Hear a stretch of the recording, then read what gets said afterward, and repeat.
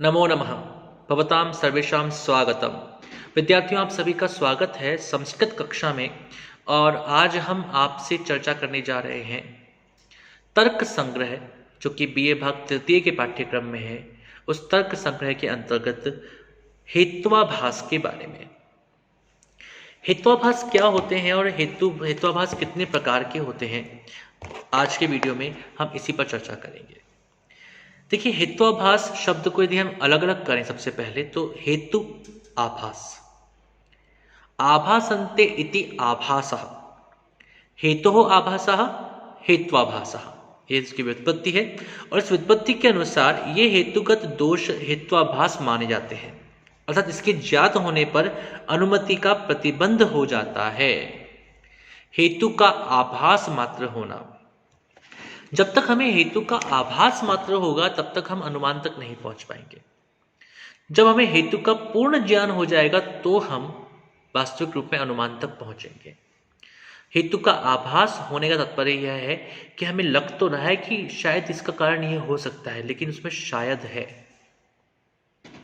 हम पूरी तरह से निश्चित रूप से यह नहीं कह पा रहे हैं कि इसके पीछे कारण क्या है या इस कारण का वास्तविक कार्य क्या होने वाला है।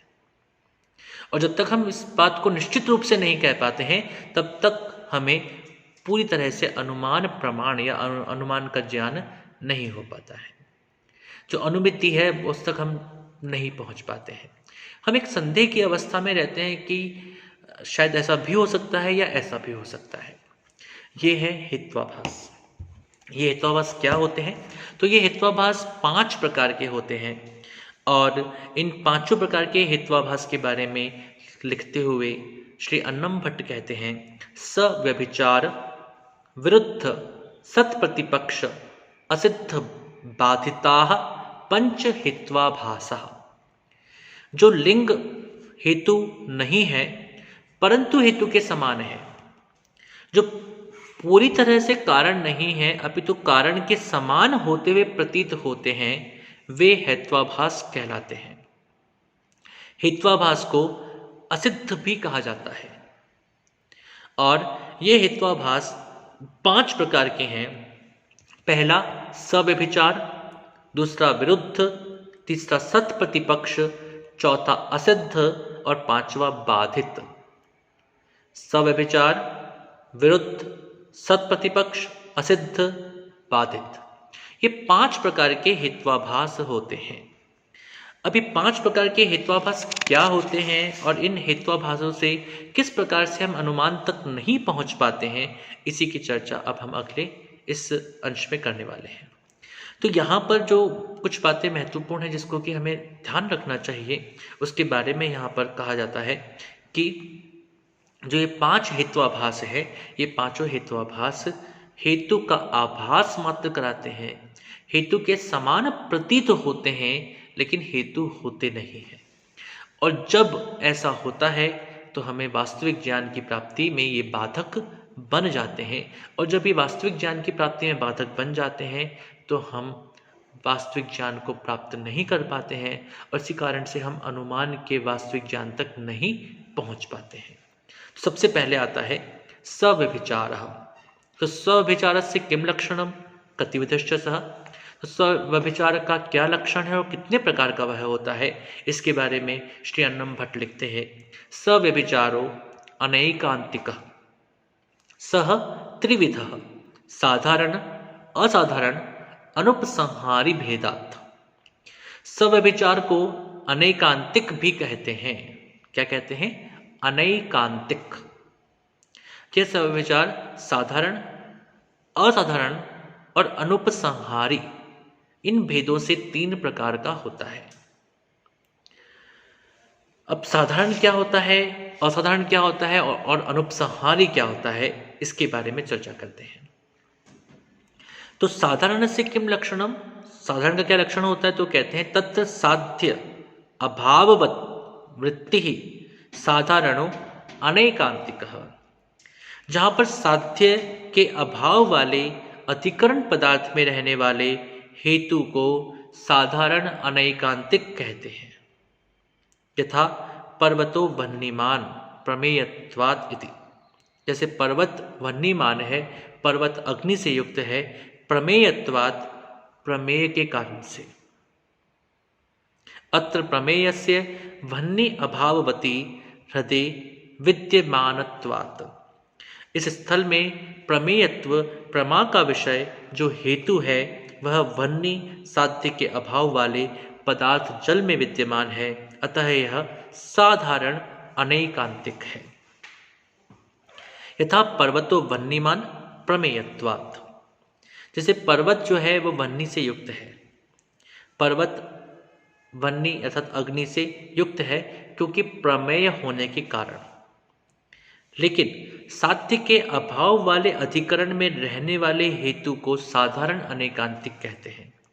जहां पर साध्य का अभाव होता हो, जहां पर साध्य के न होने की संभावना होती हो, जहां पर बताया जाए कि यहां पर यह साध्य नहीं हो सकता है, ऐसी स्थिति में वहां पर भले ही धुआं उठता हुआ दिख रहा हो, तब भी हम उसके मूल कारण तक नहीं पहुंच पाएंगे, हम अग्नि तक नहीं पहुंच पाएंगे।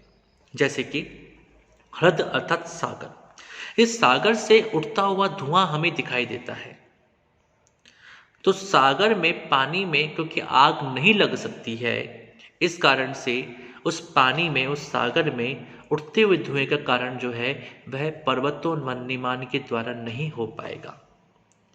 जैसे पर्वत पर अग्नि है या जैसे महानसम अर्थात रसोई घर में अग्नि है, उसी प्रकार से हम यदि सागर में भी अग्नि मान लेंगे तो यह उचित नहीं होगा। और क्यों नहीं होगा, इसके पीछे कारण यह है कि पानी में आग नहीं लगती है। पानी में यदि आग लगती भी है तो उसके पीछे कारण कोई और तत्व होते हैं, अर्थात उस पानी पर कोई ऐसा ज्वलनशील पदार्थ, चाहे वो पेट्रोल हो या किसी भी और तरह का पदार्थ, या कोई नाव हो जो नाव वहां पर जल रही हो, तो इस प्रकार से किसी अन्य पदार्थ में आग लगती है, पानी में आग प्रायः नहीं लगती है। इसी कारण से उस पर से उठते हुए जो धुआं होगा, उस धुएं के पीछे भी कारण कुछ न कुछ और होगा। इस प्रकार से साधारण के रूप में यहाँ पर जो बात कही गई है वह कही गई है कि पर्वतो वन्यमान प्रमेयत्वात्, इसमें हेतु प्रमेयत्व है। यह प्रमेयत्व साध्यवान पर्वत पक्ष से भिन्न जल सरोवर आदि में भी है, क्योंकि ये सभी प्रमेय ही हैं। अतः यहाँ हेतु साधारण अनैकांतिक दोष से ग्रस्त हो जाता है। इसके बाद आता है असाधारण की बात। असाधारण से किम लक्षणम, तो इसके लिए कहते हैं सर्व सपक्ष विपक्ष व्यावृतः पक्ष मात्र वृत्ति असाधारण यथा शब्दो नित्य शब्दवत्वात् इति शब्दत्वं हि सर्वेभ्यो नित्येभ्यो अनित्येभ्यश्च व्यावृतम शब्द मात्र वृत्ति। जो हेतु सभी सपक्ष और विपक्षों में न रहे किंतु पक्ष मात्र में रहे, वह असाधारण अनैकांतिक कहलाता है। यथा शब्दो नित्य शब्दत्वात्, इस स्थल में पक्ष है शब्द, साध्य है नित्यत्व, उसका साधक हेतु है शब्दत्व। यह शब्दत्व हेतु सभी सपक्ष नित्यों में आकाश आदि में एवं विपक्ष अनित्यों में घट आदि में नहीं रहकर केवल शब्द मात्र में रहता है, अतः इस स्थल में असाधारण अनैकांतिक है। और तीसरा आता है अनुपसंहारी। तो अनुपसंहारी का लक्षण कहते हैं अन्वय व्यतिरेक दृष्टांत रहितो अनुपसंहारी यथा सर्वम अनित्यम प्रमेयत्वात् इति। अत्र सर्वस्यापि प्रमेयत्वात् दृष्टांतो नास्ति। अन्वय और व्यतिरेक के दृष्टांत से रहित हेतु अनुपसंहारी अनैकांतिक कहलाता है। उदाहरण सर्वम अनित्यम प्रमेयत्वात्, सब अनित्य है प्रमेय होने से। इस स्थल में पक्ष सर्व है, साध्य है अनित्य, उसकी सिद्धि में हेतु है प्रमेय। यहाँ पक्ष सर्व पदार्थ है, सब कुछ ही प्रमेय है, अतः दृष्टांत का अभाव होने के कारण यह अनुपसंहारी सव्यभिचार हुआ है। तो इस बात से हमने देखा कि सव्यभिचार के 3 भेद हैं, साधारण, असाधारण और अनुपसंहारी। इन तीनों भेदों के बारे में, सव्यभिचार के बारे में बताया गया। इस सव्यभिचार के बाद पश्चात हम विरुद्ध के बारे में पढ़ेंगे, और सव्यभिचार हित्वाभास में प्रथम है और इसके पश्चात अगले 4 हेत्वाभासों के बारे में हम अगले वीडियोस में आपसे बात करेंगे। तब तक के लिए नमो नमः, शुभम भवतु, पुनर्मिलामः।